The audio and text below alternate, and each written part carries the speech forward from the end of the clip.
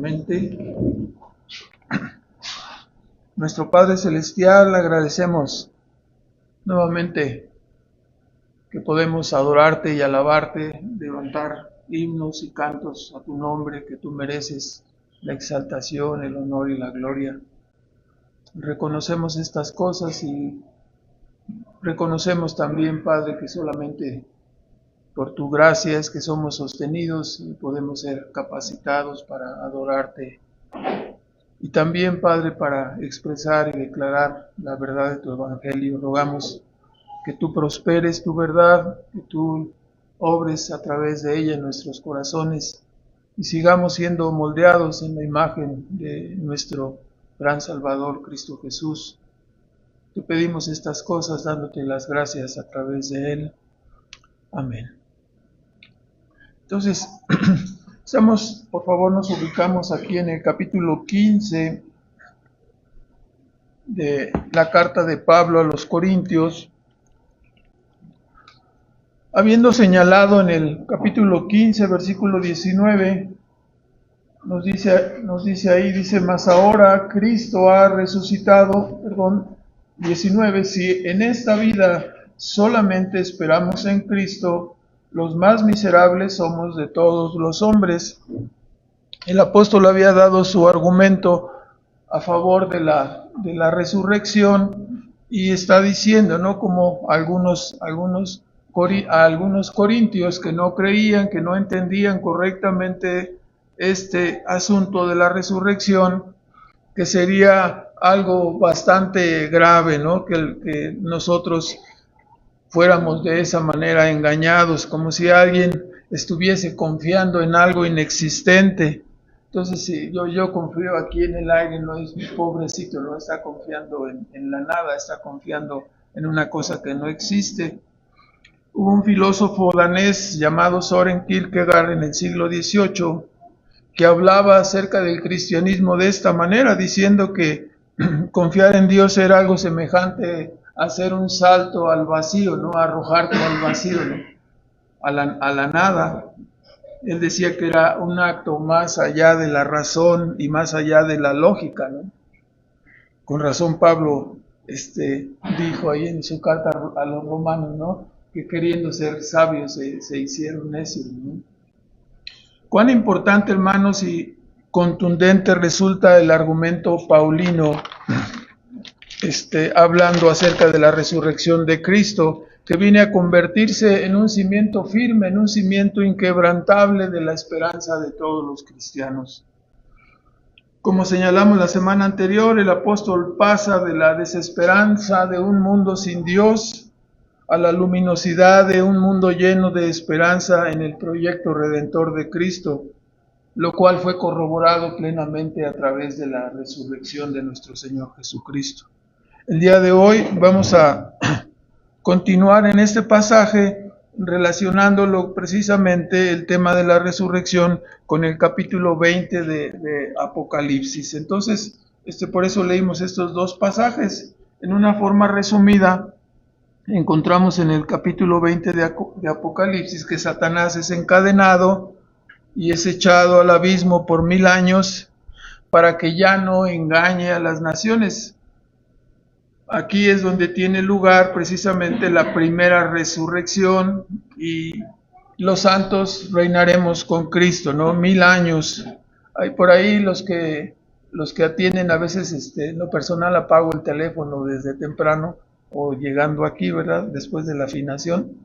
Pero por ahí les mandamos un bosquejo, está un poquito chueco ahí está un poquito con una letra que van a necesitar una lupa y estudios periciales y especialidades en egipcio y cosas así para entender esos garabatos. Pero ahí está un bosquejo y que menciona estas partes. Entonces, la primera resurrección, llamada también la resurrección de los justos, que tendrá lugar en la segunda venida de Cristo, ¿verdad? Después de eso, esa resurrección nos proyecta hacia lo que es conocido como un reino milenial o el reino milenial de Cristo con todos los suyos. Reinaremos con Cristo 1000 años, Durante este tiempo Satanás será atado y al término de los 1000 años, como escuchamos en el libro de Apocalipsis 20, será desatado para que vuelva a hacer lo que él siempre ha hecho, ¿no? Engañar a las naciones.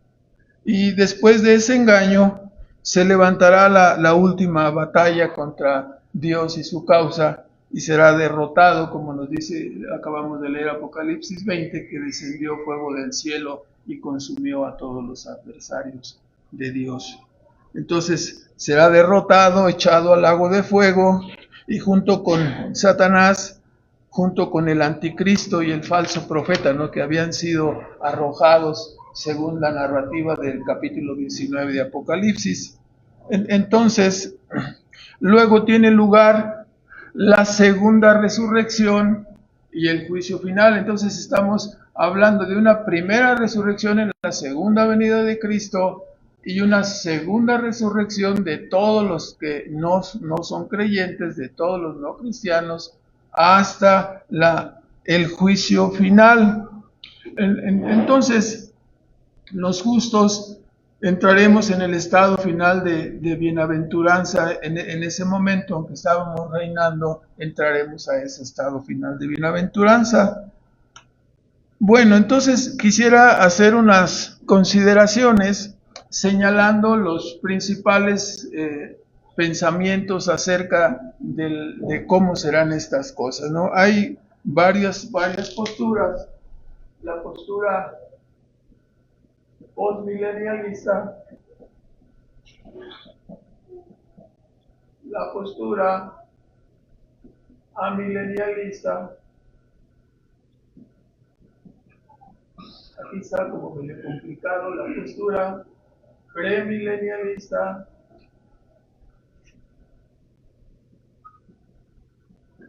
la postura, no va a alcanzar el pizarrón, dispensacionalista, que también es premilenialista, pero que tiene unas características especiales. Entonces, vamos a tratar en esta introducción de hablar un poquito del milenio y las posturas que se tienen con relación a este punto, ¿no? Los postmilenialistas consideraban que el regreso de Cristo ocurriría hasta que se hubiera establecido el reino de Dios. Ellos consideraban que la primera venida de Cristo sería suficiente, y su muerte en la cruz, su resurrección y después la predicación del Evangelio lograría que todo el mundo se transformara y llegara a ser algo agradable a Dios, ¿no? Y entonces vendría la segunda venida de Cristo, ¿no? Así más o menos.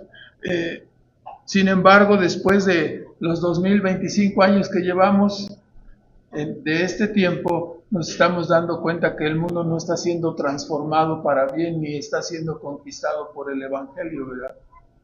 Sino que el mundo continúa rebelde y rechazando la verdad de Dios, ¿no? Entonces, por esa razón, el postmilenialismo no lo consideramos como la postura más concreta. No hace mucho tiempo se puede decir que como que pasó de moda ya este pensamiento. El pensamiento milenialista, en realidad, lo que significa es, así como en el griego, ¿no? Alfa sin milenio, ¿no? O sea, los amilenialistas piensan que no hay un milenio, y consideran que el Apocalipsis no relata hechos así consecutivos, sino que más bien es interpretado de una manera en forma de recapitulaciones, como si narrara. Hay autores, un autor famoso que se llama William Hendrickson, dice que hay 7 recapitulaciones, y va repitiendo 7 veces en los 22 capítulos ciclos que van mencionando el mismo periodo, desde la primera venida hasta la segunda venida, y algunos se prolongan un poquito más. Las recapitulaciones, para los que quieran apuntarles, son del 1 al 3, del 4 al 7, del capítulo 8 al 11, del 12 al 14, 15 al 16, 17 al 19 y del 20 al 22. Para ellos el reinado de Cristo dicen ellos que no hay milenio, ¿no? El reinado de Cristo comenzó, según ellos, en la primera venida de Cristo. Y de acuerdo a su interpretación, ellos consideran que ahí comienza el milenio y terminará el milenio en la segunda venida de Cristo. Esa es su interpretación, por eso se llaman amilenialistas. Entonces, el periodo de 1000 años no es, dicen ellos, literal, sino que es un número simbólico que abarca toda la historia desde la primera hasta la segunda venida de Cristo, ¿no? Entonces el número no es de 1000 años, sino que es simbólico. Ahorita ya llevaríamos entonces, los 2025 años que llevamos de la era cristiana serían los 1000 años, ¿no? Sería porque es simbólico.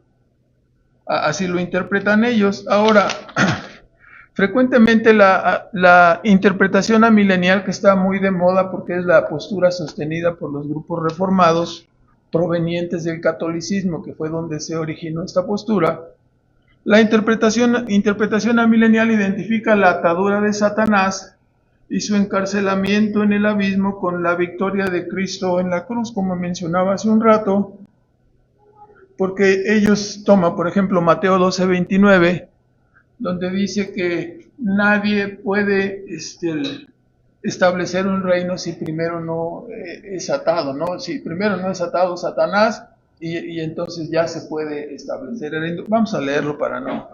Mateo 12, en el versículo 29, nos dice allí, 12:29, porque ¿cómo puede alguno entrar en la casa del valiente y saquear sus alhajas si primero no prendiera al valiente y entonces saqueará sus alhajas? Y también en Lucas 10:18 toman estos textos los amilenialistas como argumento cuando volvieron los discípulos de predicar, que fueron mandados y regresaron diciendo que aún los demonios se les sujetaban. Y dice en 10:18 del Evangelio de Lucas, y les dijo, después en el 17, y volvieron los 70 con gozo diciendo, Señor, aún los demonios se nos sujetan en tu nombre. Y les dijo, yo veía a Satanás como un rayo que caía del cielo. Estamos hablando del tiempo del ministerio de Cristo y fueron a predicar sus apóstoles y aquellos que fueron enviados. Es el momento en que comienza, desde la perspectiva milenialista, el milenio, ¿no? En el ministerio de Cristo, en el tiempo de su obra, y de ahí hasta la segunda venida de Cristo. Estos argumentos toman, a lo cual debemos decir que es innegable que existe un poder restrictivo, ¿no? Desde que Cristo vino e hizo su obra en la cruz, como sabemos, ¿no? Desde el Antiguo Testamento, el libro de Daniel nos enseña que el cielo gobierna. O sea, en realidad, así lo dijo este rey pagano, ¿no? Nabucodonosor, el cielo gobierna, registrado en el libro de Daniel 4:26. Y el salmista nos dice en 76:10 que la ira del hombre va a alabar a Dios, y cuando la ira del hombre va a descarrilar el tren del proyecto divino, entonces dice, tú reprimirás el resto de las iras, ¿no? Entonces, la atadura efectuada por Cristo, hermanos, no puede, y su triunfo en la cruz, no puede ser identificada con la atadura que se está mencionando en el capítulo 20 de Apocalipsis. ¿Por qué no puede ser relacionada? Porque la atadura de Apocalipsis es un hecho escatológico por venir. No es algo que sucedió en el ministerio de Cristo. Está hablando Juan el apóstol de un hecho escatológico, un hecho futuro que vendría, ¿no? O que vendrá a partir de la segunda venida de Cristo. Por lo tanto, las ataduras que estamos citando, que ocurrieron durante el ministerio terrenal de Cristo, no se refieren a ese hecho escatológico futuro. Se refieren a la obra que estaba haciendo Cristo en su ministerio terrenal. Entonces, si nosotros consideramos el complot de la muerte de Cristo, los 2000 años de historia que tenemos hasta ahora, nos muestran ¿Qué cosa, hermanos? ¿Qué cosa nos muestran los 2025 años de historia que casi termina el 2026? ¿Que Satanás está atado? No, no nos muestra que Satanás está atado, ¿no? Nos muestra que el mundo es un lugar de tinieblas donde opera en una forma maquiavélica el Satanás para controlar, para engañar, para destruir a este mundo y para oponerse al reino de Cristo. Entonces, el atamiento, además, entonces, si estas cosas están sucediendo en estos 2000 años en nuestro mundo, ¿qué dice Apocalipsis 23 que acabamos de leer? Que Satanás es atado para que ya no engañe. Entonces, ¿cómo puede ser que ese es el ministerio de engañar y está siendo aplicado? ¿Cómo se va a referir entonces en ese periodo de la primera a la segunda venida de Cristo? Si Satanás es atado para no engañar, y durante todo ese periodo lo que ha estado haciendo Satanás es que engañar. Entonces no es viable el argumento tampoco, ¿no? Bueno, entonces, ¿cómo es el reino actual de Cristo? El reino actual de Cristo, como siempre decimos, es un reino espiritual. Cristo reina en el corazón de todos aquellos que creemos en Él. Y nosotros nos sometemos a su reinado, nos sometemos a su voluntad. El reino de Dios llegó a nosotros, nos alcanzó la gracia, nos salvó y entonces nosotros nos sometemos al reino. Obedecemos, nos congregamos en la embajada del reino celestial, que es la iglesia. Aquí nos añadimos a través del bautismo en agua y aquí servimos. No servimos al enemigo. Cristo reina sobre nosotros, sobre nuestras vidas, seguimos sus preceptos, sus mandamientos, estamos establecidos en su adoración. Entonces, Él no reina sobre nosotros, el mundo no reina sobre nosotros. Cristo reina sobre nosotros. Entonces, bueno, de esta manera, el reino del cual habla Apocalipsis 20 se refiere al reino personal de Cristo, no al reino espiritual en medio del cual estamos ahora, ¿no? Es diferente. Ok, los veo como con cara de no entendí mucho, pero... Entonces ahora nos vamos a... Tampoco somos amilenialistas aquí, vamos a poner algunos taches. De una vez le ponemos la palomita para que sepan que aquí estamos, ¿no? Se llama el premilenialismo. Hay dos clases de premilenialismo. El premilenialismo histórico y el premilenialismo dispensacionalista. Hay una diferencia, ahorita lo trataremos, pero nos extenderemos ahorita un momento más en el premilenialismo. El premilenialismo histórico es el pensamiento antiguo sobre la escatología, sobre la interpretación de Apocalipsis 20. Y mira Apocalipsis 20 como un acontecimiento escatológico, como un evento final. Considera, por supuesto, el premilenialismo que primero se ha de efectuar la segunda venida de Cristo y después vendrá el milenio, ¿verdad? Considera que la segunda venida de Cristo será seguida por no solamente Cristo vendrá y seremos resucitados los justos, ¿sí? La primera resurrección, sino que allí mismo Satanás será atado, ¿sí? Y se efectuará la resurrección de los santos, que nos uniremos con Cristo para un reino terrenal. Este es el destino de la iglesia, ese es el destino de los creyentes. Esta es la esperanza dichosa, bienaventurada de todos los creyentes, ser resucitados en la segunda venida de Cristo y reinar eternamente con Él. Cuando nosotros pensamos en esto, cuando los creyentes de los siglos anteriores que sufrieron persecuciones terribles, como hemos estudiado en la historia, ¿no? Nosotros estamos ahora en un lapso de comodidad, en un lapso de tranquilidad, pero ellos sufrieron tanto, ¿no? Pero en la perspectiva de que seremos resucitados y reinaremos con Cristo, entonces todos los sufrimientos son dignos de pasar, ¿no? Todas las persecuciones, Todas las tribulaciones temporales significarán nada comparados con la gloria eterna que todos los creyentes tendremos en la segunda venida de Cristo y por supuesto en el reino milenial. El premilenialismo no ve en el capítulo 20 como una recapitulación, sino que considera que hay una conexión entre los distintos capítulos de Apocalipsis. Por ejemplo, el capítulo 18 nos habla de Babilonia que es destruida, ¿no? El capítulo 19 nos habla de la destrucción del anticristo y de la destrucción del falso profeta.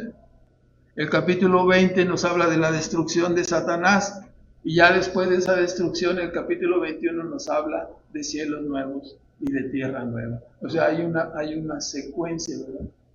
No podemos decir, bueno, sigue la secuencia, pero en Apocalipsis 20 hay recapitulaciones.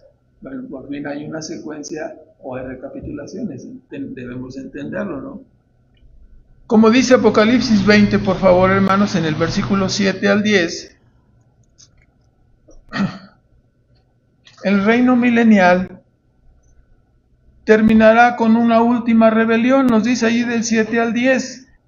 Cuando los 1000 años fueren cumplidos, Satanás será suelto de su prisión y saldrá para engañar a las naciones que están en los 4 ángulos de la tierra, a Gog y a Magog, a fin de congregarlos para la batalla, el número de los cuales es como la arena del mar. Y subieron sobre la anchura de la tierra y circundaron el campo de los santos y la ciudad amada, y de Dios descendió fuego del cielo y los devoró, y el diablo que los engañaba fue lanzado al lago de fuego y azufre, donde están la bestia y el falso profeta. Capítulo 19 nos dice que fueron echados a ese mismo lago, y serán atormentados día y noche para siempre jamás. Acuérdense que estamos, si regresan ustedes al capítulo 15, estamos recordando el versículo 23, Cristo hablando de la resurrección, y nos dice que todos serán vivificados, vamos a decir, creyentes y no creyentes, pero cada uno en su orden. Versículo 23, Cristo, las primicias, la resurrección de Cristo hace 2000 años. Él es las primicias, Él es el fruto primero, ¿no? El modelo, ¿sí? Y luego después dice, los que son de Cristo en su venida, todos los creyentes en la segunda venida seremos resucitados. Y después aquí se abre un espacio, ¿sí? Porque dice luego el fin, entre la segunda venida y el fin se abre un espacio que es precisamente una interpretación. El espacio dice que luego el fin, cuando entregará el reino al Dios y al Padre. ¿Qué es lo que está omitiendo aquí Pablo?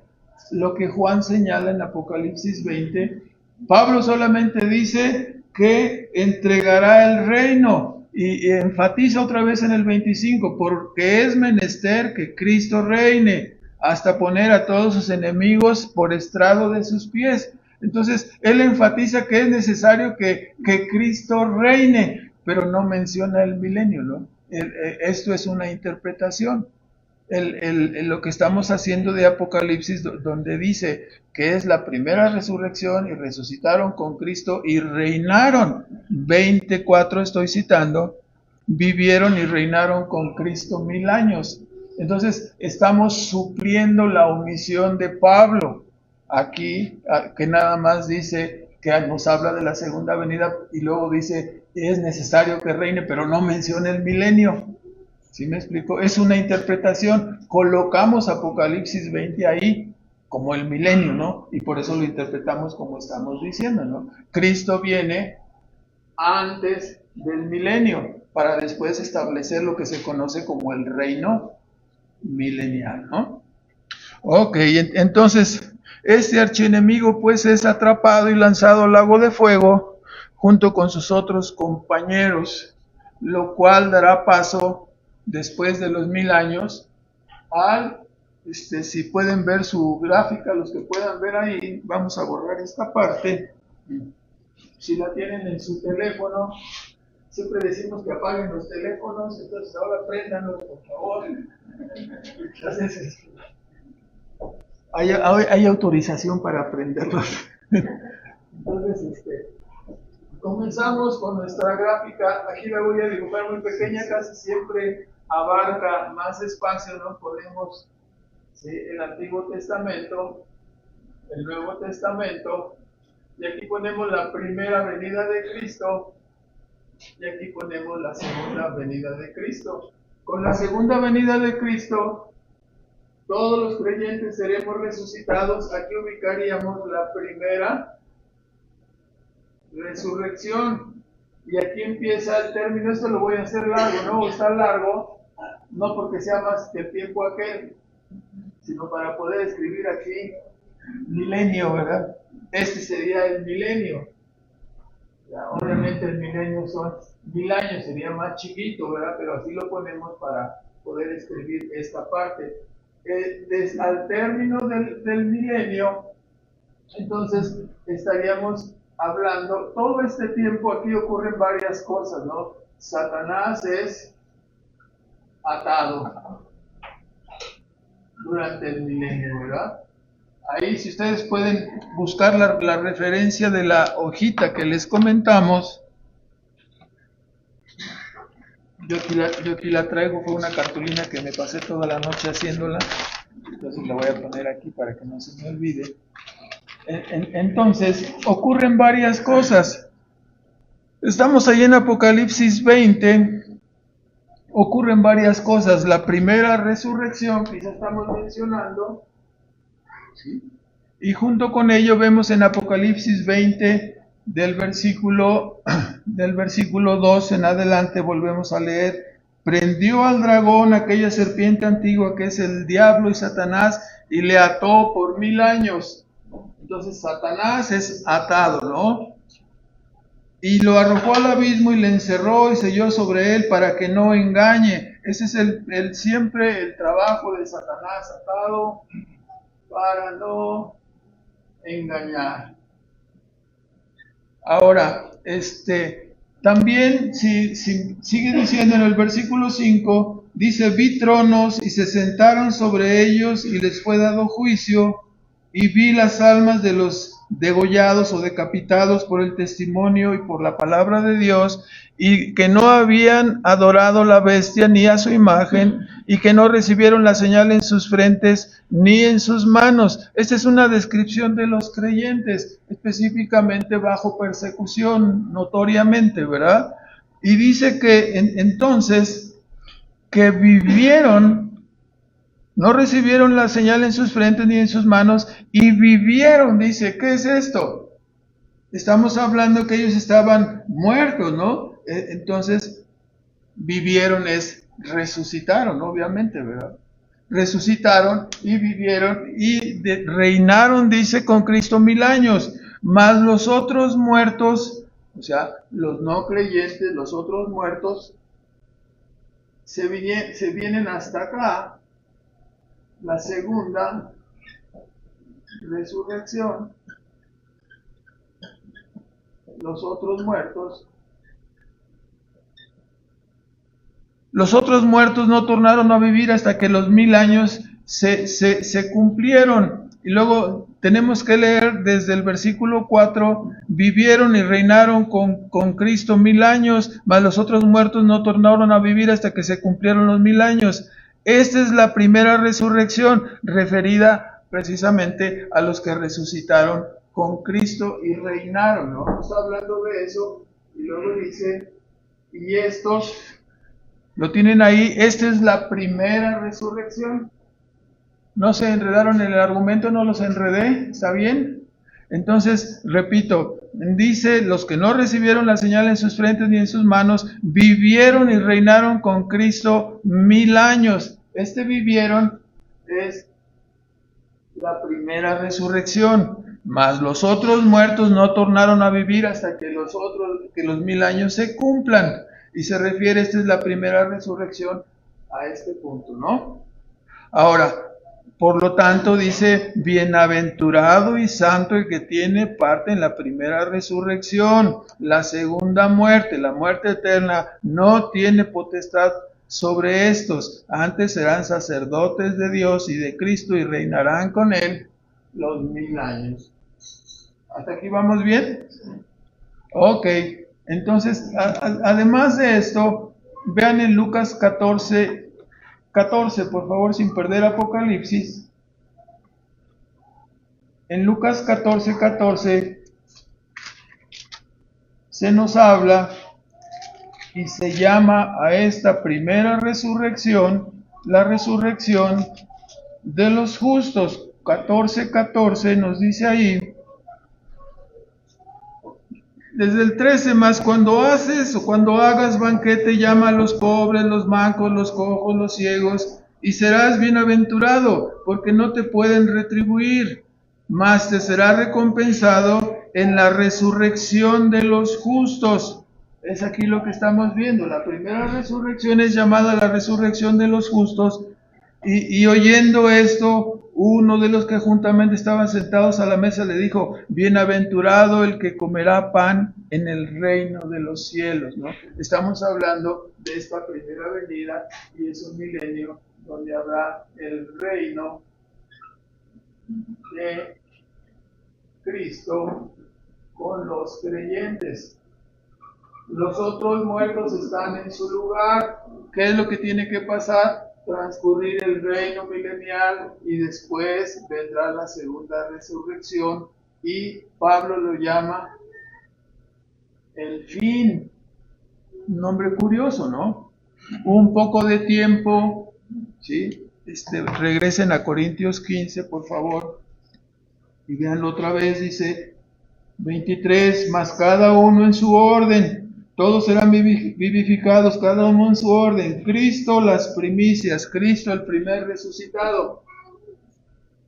Luego, los que son de Cristo en su venida. O sea, Cristo es el modelo de la resurrección. Después viene la primera resurrección, los que son de Cristo. Y luego viene el fin. Después del milenio, el fin, cuando entregará el reino. El reino será entregado al Dios y Padre cuando Cristo no haya quitado todo imperio, toda potencia, toda potestad, es decir, haya quitado toda la oposición, porque es menester que Cristo reine hasta poner a todos sus enemigos debajo de sus pies.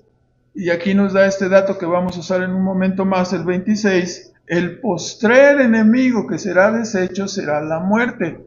Este es un indicativo, ¿no? Porque nos está diciendo que el último que va a caer, ¿quién es?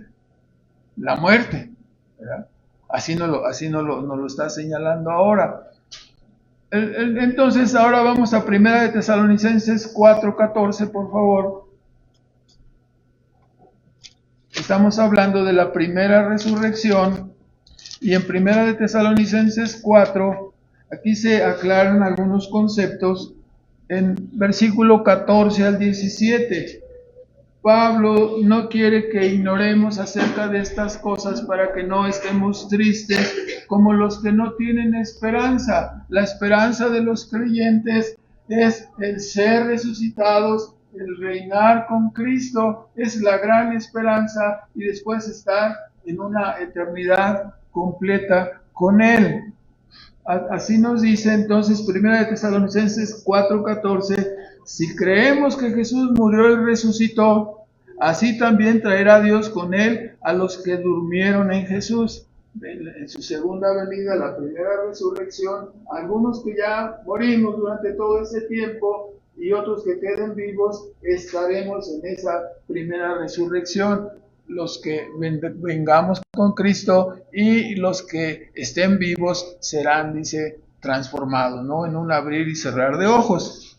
Ahora, por lo cual decimos esto en palabra del Señor: nosotros que vivimos, que habremos quedado hasta la venida del Señor. O sea, Pablo y cada generación tenían en su mente que la segunda venida del Señor pudiera ser en su propia generación.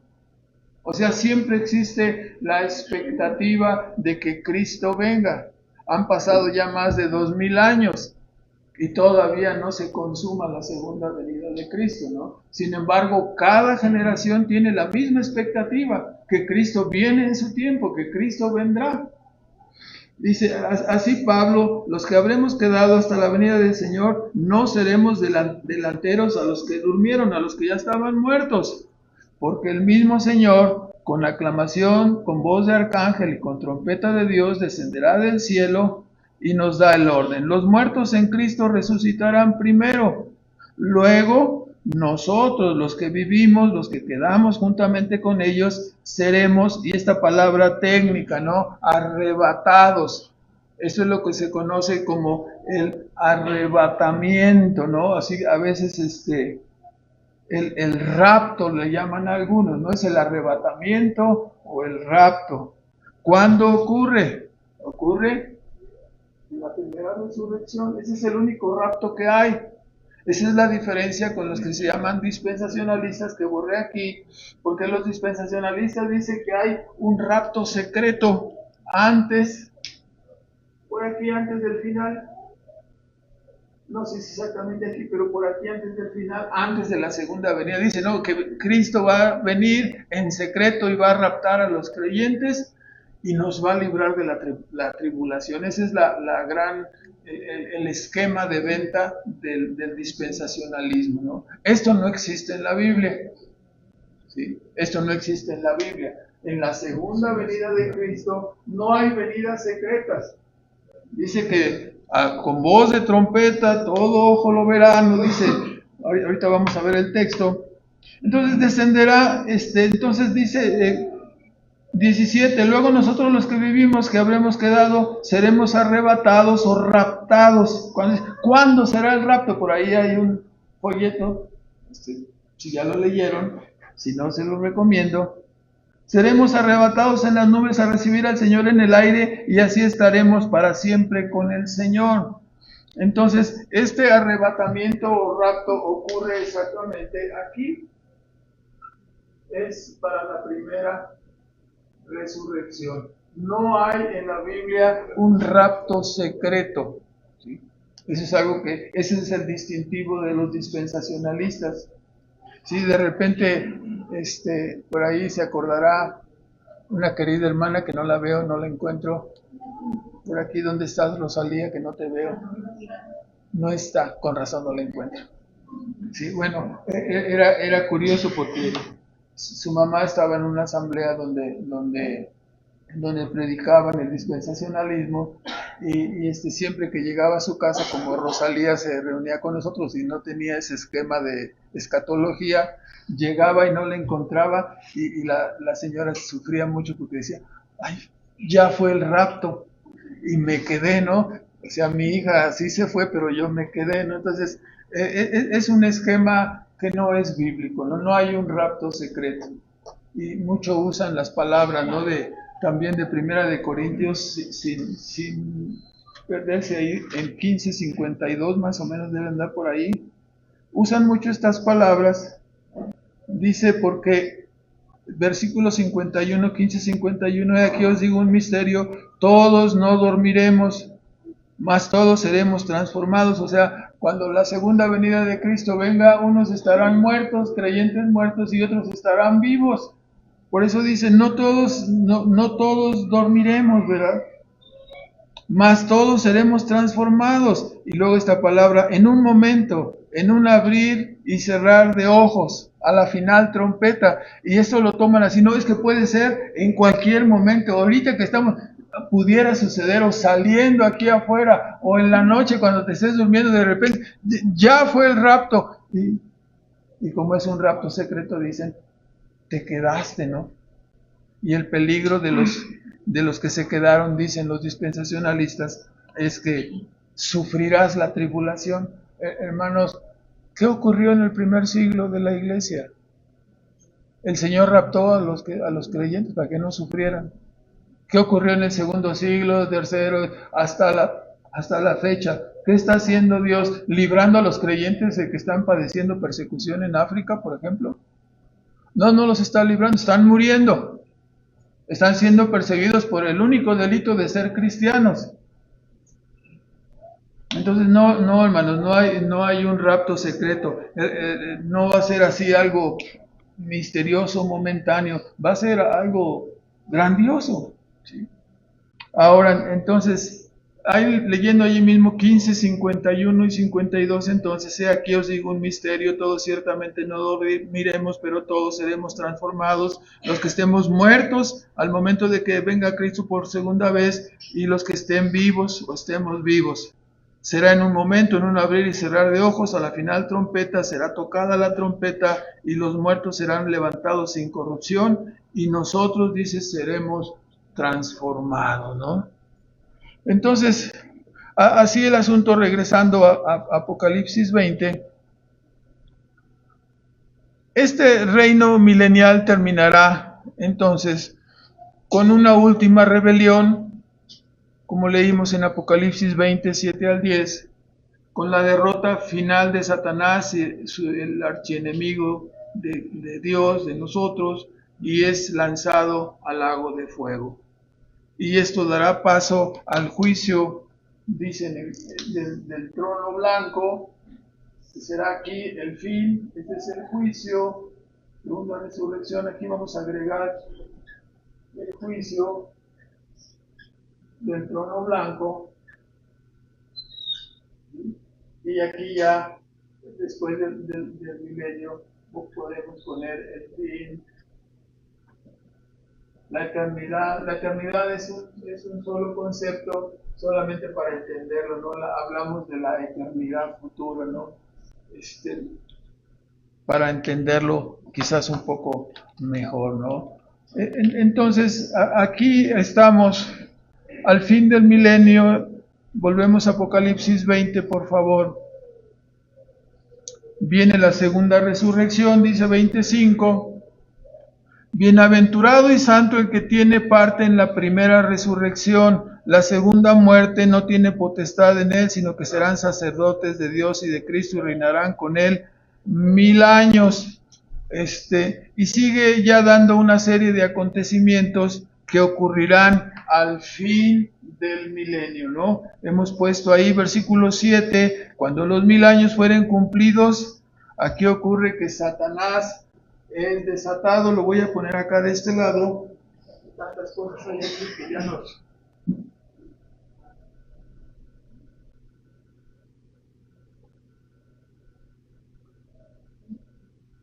Lo vamos a poner de esta manera aquí. En el final viene el juicio del trono blanco, la segunda resurrección. Es, como dice Pablo, luego el fin. Es el fin aquí en esta parte. Y a partir del versículo 7, entonces nos dice: Satanás será suelto. ¿Qué es lo que va a hacer? Otra vez, ¿qué va a hacer? El trabajo de siempre, volver a engañar, ¿no? Entonces saldrá, versículo 8, para engañar a las naciones que están en los 4 ángulos de la tierra, Gog, Magog, a fin de congregarlos para la batalla, el número de los cuales es como la arena del mar. O sea, estamos hablando durante todo este milenio, habrá el reino de Cristo con los suyos, y reinaremos sobre la tierra juntamente con Cristo, ¿no?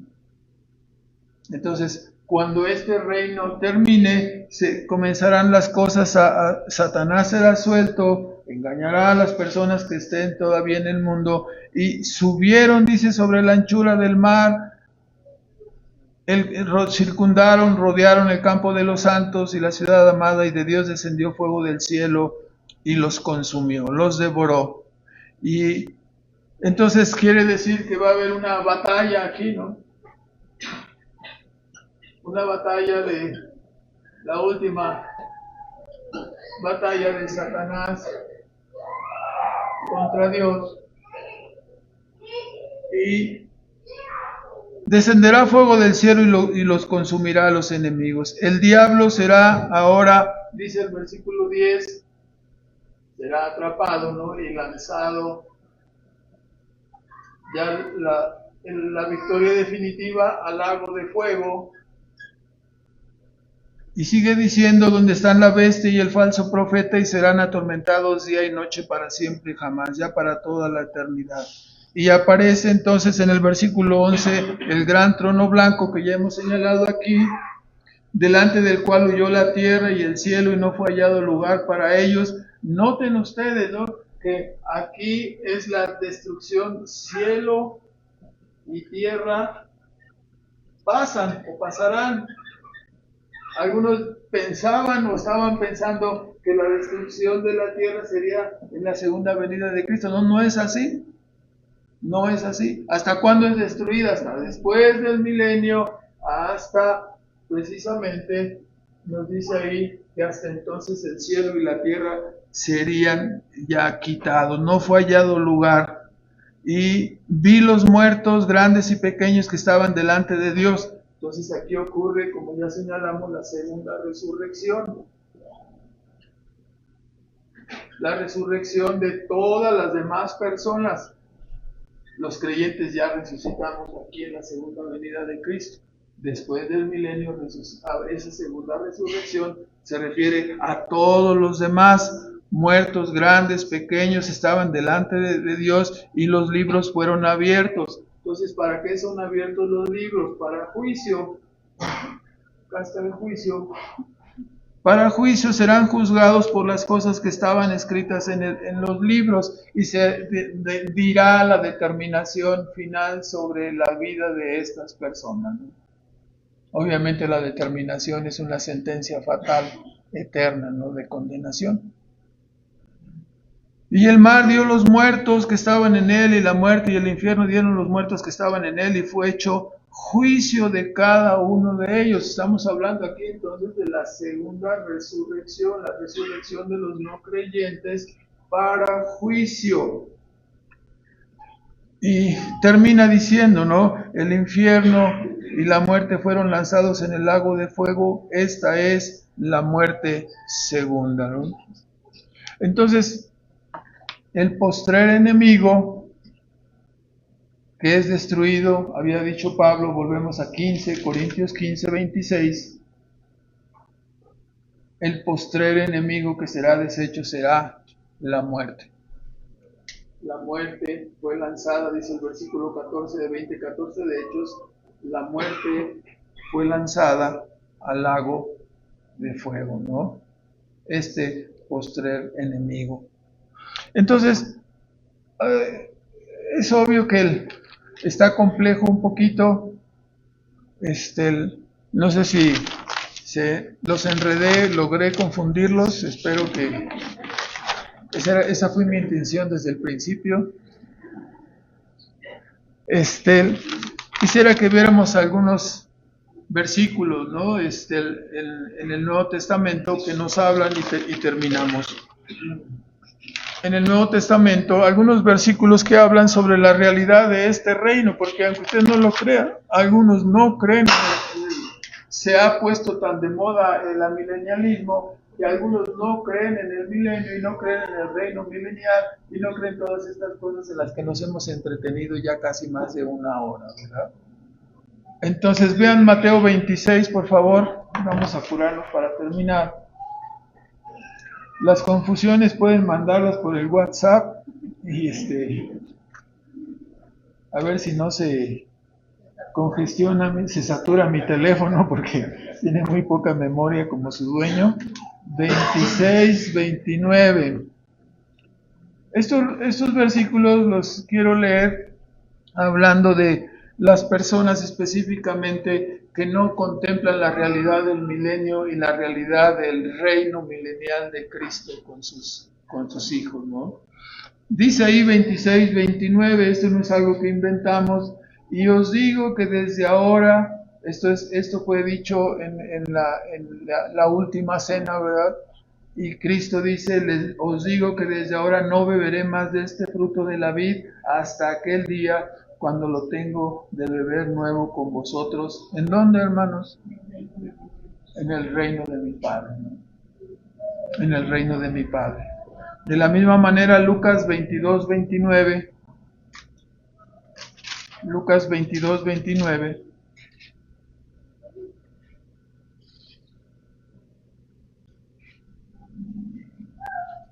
En el mismo discurso, empero, desde el 28, empero vosotros sois los que habéis permanecido conmigo en mis tentaciones. Yo pues os ordeno un reino como mi Padre me lo ordenó a mí, para que comáis y bebáis en mi mesa, en mi reino, y os sentéis sobre tronos juzgando a las 12 tribus de Israel.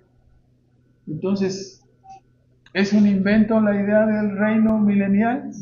Está en la Escritura, ¿verdad? No hay tal cosa como amilenialismo, no existe. Estamos viendo estos textos, Lucas 14, que ya leímos, lo volvemos a leer, Lucas 14, desde el versículo 13, mas cuando hagas banquete, llama a los pobres, los mancos, los cojos, los ciegos, y serás bienaventurado, porque ellos no te pueden retribuir, mas te será recompensado en la resurrección de los justos. Y oyendo esto, uno de los que juntamente estaban sentados a la mesa, Lucas 14:15, dijo: bienaventurado el que comerá pan en el reino de los cielos, ¿no? Entonces, ahí tenemos los elementos. Algunos llegaron a escuchar muchas veces, ¿no? Vamos a leer, por favor, Juan 5. Algunos textos en la Biblia, no es el único que voy a citar, pero algunos textos en la Biblia parecen enseñar una resurrección sincrónica. ¿Qué es una resurrección sincrónica? Una resurrección al mismo tiempo de justos y de injustos. Eso es una resurrección sincrónica, pero ya estamos viendo que no es tal, ¿no? Es la interpretación de estos textos que debemos acomodar al resto de la información y no hacer una doctrina de un texto solito, ¿no? Dice Juan 5:28, no os maravilléis de esto, porque vendrá la hora cuando todos los que están en los sepulcros oirán su voz. Estamos hablando del tema de la resurrección. Y los que hicieron bien saldrán a resurrección de vida, mas los que hicieron mal a resurrección de condenación. Aquí nos está dando a entender que habrá una resurrección de vida y una resurrección de condenación. Iríamos demasiado lejos si decimos que esto es la enseñanza de una resurrección sincrónica, porque estamos viendo que no hay una resurrección sincrónica. Hay una primera resurrección de los creyentes y una segunda resurrección de los otros muertos, como la Escritura enseña, ¿no?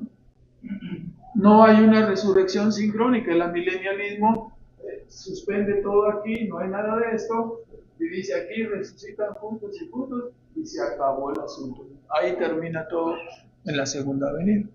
Entonces, ¿dónde dejamos todo eso que está diciendo Pablo del reino? De que es necesario que reine. ¿Dónde dejamos el asunto que vamos a reinar con Cristo, como dice la Escritura?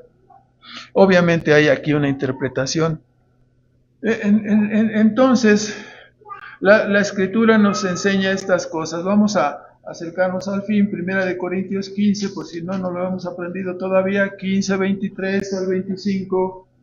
La resurrección será de esta manera, dice Pablo, cada uno en su orden. Todos resucitaremos, pero cada uno en su orden. Cristo, el primer ejemplo, ¿no? Las primicias, la muestra, así lo podemos decir, el modelo de la resurrección, la base, el fundamento de la resurrección de todos los creyentes. Entonces, Cristo, las primicias, luego la resurrección en la segunda venida de Cristo, ¿correcto? Y luego el fin, cuando entregue el reino, aunque no se menciona el reino milenial, solamente dice cuando entregue el reino. La pregunta sería aquí, ¿cuál reino? Sería el reino. La respuesta es el reino milenial, de acuerdo a lo que estamos viendo, ¿no? Y entregará un reino sometido, ¿verdad? Cuando haya quitado toda oposición, imperio, potencia, potestad, porque es menester que reine hasta poner a todos sus enemigos. Las personas preguntan, bueno, ¿cuándo es que vendrán las cosas? ¿Cuándo vendrá la acción? ¿Cuándo Dios pondrá en su lugar a todas las personas? El reino milenial es para poner a todos sus enemigos debajo de sus pies. Reinará, de acuerdo al Salmo 2, con vara de hierro, con justicia. O sea, todos dicen, queremos ver sangre. No dicen, queremos ver justicia, ¿verdad? Sí, va a haber justicia. ¿Cuándo? Aquí va a ser el reino para someter a todos sus enemigos, ¿no? Entonces, ahí está el punto, ¿no? Después de someter el reino, someter a todos los enemigos, el postrer enemigo, como ya vimos, será deshecho, versículo 26, la muerte, porque todas las cosas sujetó debajo de tus pies, y cuando dice todas las cosas son sujetadas a él, claro está exceptuado aquel que sujetó a él todas las cosas. Mas luego que todas las cosas le fueren sujetas, entonces también el mismo Hijo se sujetará al que le sujetó a él todas las cosas, para que Dios sea todas las cosas en todo, ¿no? Pues así terminará el asunto, ¿no? Aquí todas estas cosas han de suceder.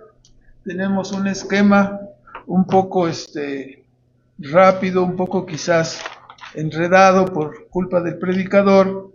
Segunda de Timoteo 4, por favor.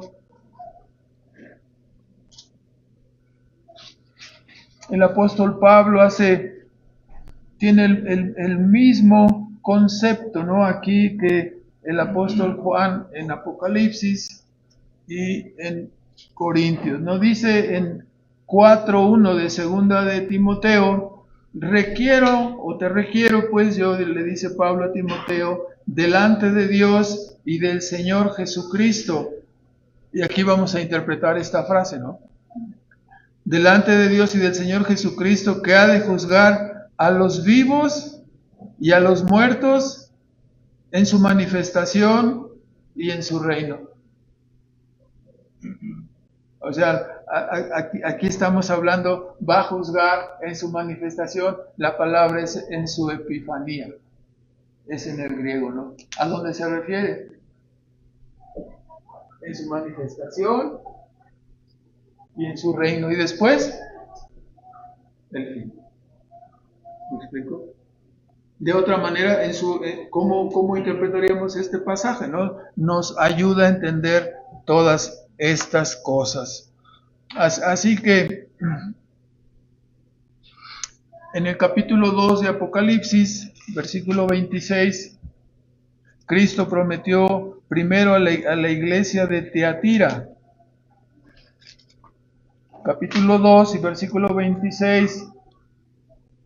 El que hubiere vencido y hubiere guardado mis obras hasta el fin, yo le daré autoridad sobre las naciones y las regirá con vara de hierro, y serán quebrantados como vaso de alfarero, como también yo he recibido de mi Padre. La pregunta es, ¿cuándo los creyentes tendrán autoridad sobre las naciones? La respuesta la tenemos otra vez aquí, ¿no? Resucitaremos. ¿Qué dice que vamos a hacer? A reinar. Entonces ahí es donde vamos a tener autoridad, juntamente con Cristo. Reinaremos sobre las naciones. Ok, sigue diciendo ahora en 3:21 la promesa a la iglesia también en la Odisea, ¿no? Dice en el versículo 21, al que venciere yo le daré que se siente conmigo en mi trono, así como yo he vencido y me he sentado con mi Padre en su trono. Los creyentes estaremos sentados, ¿sí?, en el trono de Dios. ¿Para qué estaremos sentados ahí? ¿Para platicar? Para reinar, ¿verdad? Obviamente para reinar. Apocalipsis 5, versículo 9 y 10, por favor. Abriendo las puertas del cielo, ¿no? Dice que estaban allí la multitud que cantaban un nuevo cántico diciendo, digno eres de tomar el libro, de abrir sus sellos, porque tú fuiste inmolado, note los tiempos pasados, ¿no? Fuiste inmolado, nos has redimido, rescatado para Dios con tu sangre de todo linaje, pueblo y nación, y nos has hecho para nuestro Dios reyes y sacerdotes, ¿y qué para qué? Y reinaremos. Entonces, o sea, Cuando hablamos, ¿no?, de la postura amilenial, no hay reino, no hay milenio, ¿qué vamos a hacer con todos estos versículos, no? No tienen respuesta más que cuando trazamos un esquema como este del premilenialismo histórico, ¿no? Ahora, Mateo 19, 28. Ya nomás faltan 400 páginas y ya. 19, 28. Ya estamos cerca, hermanos, estamos cerca del fin, no de este fin, sino del fin ahorita del sermón. Mateo 19, 28. Y Jesús les dijo: de cierto os digo que vosotros que me habéis seguido en la regeneración, cuando se sentará el Hijo del Hombre en el trono de su gloria, vosotros también os sentaréis sobre los 12 tronos para juzgar a las 12 tribus de Israel, ¿no? Entonces Cristo prometió a sus discípulos, ¿no?, que estarían sentados juntamente. ¿Para qué? Esto fue después de lo que ocurrió con el joven rico, que se fue muy triste, pero no engañado, ¿verdad? Y Pedro le pregunta al Señor: nosotros hemos dejado todo, ¿y nosotros qué recibiremos? Reinaremos juntamente con Cristo, ¿no? Resulta evidente que la venida del reino escatológico de Cristo es parte esencial de la obra redentora de Cristo, ¿no? Lo que Cristo hizo en la cruz permanece inconcluso hasta que sus redimidos entremos en el reino de los cielos y reinemos juntamente con Él, ¿no? Entonces, esta es nuestra esperanza. Si podemos leer estos versículos y luego todavía decir que no encontramos el premilenialismo aquí, ¿verdad? No lo encontramos en la Escritura. Yo les pediría que volviéramos a examinar estos textos que hemos dado y que lo consideráramos nuevamente, ¿no?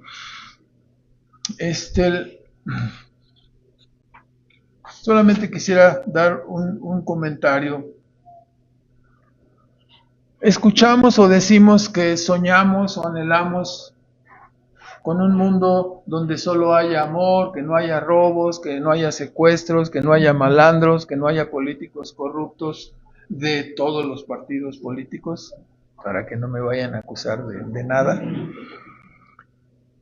Considerando el tema de hoy, el reino venidero, cuando venga la segunda venida de Cristo, nosotros seremos servidores de este reino, ¿no? Es una maravilla que el proyecto redentor de Cristo contemple, ¿no?, nos provea de ese mundo de paz anhelado, de ese mundo de paz que todos deseamos, que no podemos tener aquí ahora porque hay una mezcla de bien y de mal que Dios ha permitido, ¿no?, hasta que venga el proyecto completo. Esto es una visión muy rápida, a vuelo de pájaro, de lo que ocurrirá. Esto debe servir para consolarnos, para animarnos, para tener ánimo, para predicar a otros, ¿no? Nos llena de esperanza para el futuro. Los creyentes son las personas que estamos llenos de esperanza en medio de un mundo caótico como ahorita, o en medio de un mundo con un escenario peor. Y esto debe ser suficiente, de acuerdo a la enseñanza de Cristo, suficiente para que nuestros corazones sigan animados y sigan latiendo en espera del triunfo glorioso de Cristo y de todos sus hijos, ¿no? Entonces, es necesario también decir que la puerta de la esperanza está abierta ahora todavía y se cerrará para siempre cuando Cristo venga en su segunda venida. Las personas que no han entrado en el reino, las personas que se han sometido al reino de Cristo ahora, si el fin que estamos predicando y anunciando ahora llega, será demasiado tarde, ¿no? Siempre dicen que terminamos con una amenaza, con una pistola en la cabeza de los que no se han entregado a Cristo, y simplemente es una palabra de amonestación. No te tardes. No sigas aplazando el tiempo. Si te murieses hoy o mañana y no está Cristo en tu vida, será terrible, ¿no? Será desastroso. ¿Qué harás? ¿Qué haremos? Oye, esta persona de cuántos años tenía, 28, ¿y qué le pasó? Se murió, y se murió todito. Y no era creyente. ¿Qué pasará con él? Pasará lo mismo si tienes 11, 18, 25, 45, 54, 85. Si no tienes a Cristo será terrible, ¿no? Entonces, no aplacemos ni los niños, ni los jóvenes, ni los adultos mayores. No aplacemos. Es menester que no nos alcancen estas cosas sin Cristo, ¿no? Después de la venida de Cristo, ya la oportunidad, de la venida de Cristo, de la muerte de cualquiera de nosotros, niños, jóvenes, adultos, ya no habrá oportunidad, ¿no? La muerte cierra el espacio de oportunidad para cada uno de nosotros. La segunda venida de Cristo cierra la oportunidad para siempre. Debemos de tener cuidado de no aplazar, de no dejar las cosas para después. Vamos a hacer una oración, por favor. Les agradezco su paciencia. Este es un tema un poco complejo, pero vamos a pedirle a Dios que nos ayude. Nuestro Padre Celestial, te damos las gracias, Señor, por tu palabra. Damos las gracias por la esperanza que pones en nuestras mentes, en nuestros corazones a través de tu palabra. Esperamos, Padre, y deseamos tu segunda venida. Anhelamos que este mundo sea ordenado. Anhelamos que nuestras almas alcancen el fin para el cual fueron rescatadas y que estemos contigo para siempre reinando en el cielo. Anhelamos que este mundo de mal termine. Anhelamos que los malvados reciban la recompensa que ellos mismos han forjado. Deseamos que todas estas cosas sean hechas, especialmente deseamos que tú seas reconocido y exaltado y glorificado en plenitud, en toda tu sabiduría, en toda tu grandeza. Y queremos estar para siempre contigo, siendo transformados nuestros cuerpos, siendo quitada la debilidad, el cansancio, la enfermedad. Y te pedimos también, Padre, tengas misericordia de los que aún no te conocen. Ten misericordia de nuestros hijos, de nuestros nietos. Ten misericordia de nuestros abuelitos, nuestros amigos, compañeros de trabajo, inconversos. Ten misericordia de ellos, Padre. Ayúdanos a vivir santamente, en temor y reverencia y entendiendo nuestro futuro, Señor, llenos de esperanza, llenos de pasión y de anhelo para el servicio y para alcanzar recompensas en el futuro. Pedimos de tu gracia y de tu favor para vivir vidas dignas delante de este mundo y delante especialmente de tu presencia. Pedimos tu bendición sobre tu palabra en los méritos de Cristo Jesús. Amén.